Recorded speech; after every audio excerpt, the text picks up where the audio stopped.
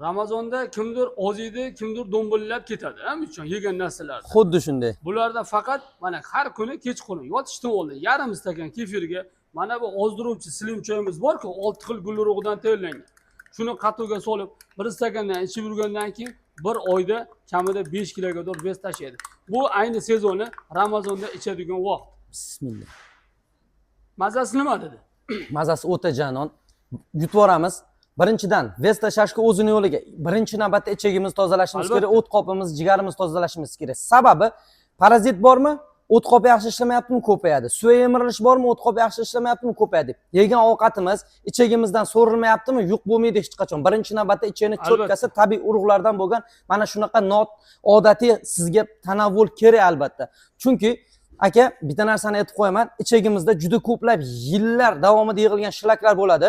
Buni birinchidan biz ichagimiz hech qanaqa noodatiy yo'llar bilan tozalay olmaymiz. Urug'lar bilan tozalaganimizdan keyin ichagimiz yangi bo'ladi. Yuvilmagan qozonda hech qachon qaytib ovqat qila olmaysiz-ku. Albatta. Chunki ovqat pishmaydi ko'nglingizdagidek. Siz ichagingizni tozalasangiz, har bitta bir burda yegan noningiz ham tanangizga yuq bo'ladi.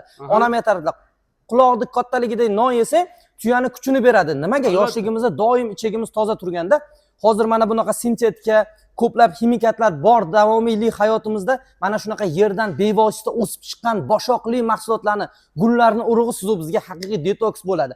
Ozaman deb yillab yuradi, yillab dieta qiladi. Kechirasiz, ichagingizni tozalang, hayotda suv ichsangiz ham ozasiz, xudo xolisa. Semirish oson, ozish qiyin, albatta. Bu tabiiy mahsulotlar bilan qo'rqmasdan olib, ichib foydalanib, ozib balerina bo'lib chopqillab yurgan modellardek qadam tashlab yuring. Polvonlardek yuring, qadamingizdan yer gursullasin.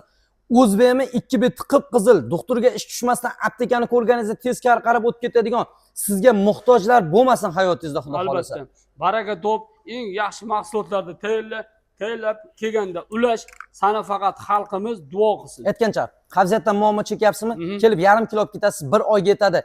Mana shu 1 oy davomida hayotingizda siz ko'rmagan tanangizda o'zgarishlar bo'ladi. Dog'lar ketadi, yuzlaringiz yana ham namlanadi, yorug'lik yana ham paydo bo'ladi ko'zlaringizda. Sababi siz ichingizni tozalayapsiz. Uyingizni, ostonangizni, mashinangizni emas. Odamni ostonasi mana shu ichagi bo'ladi, xudo xolisa. Baraka top, tabiiy mahsulotlardan takla, kelganda ulash, hammasini ber.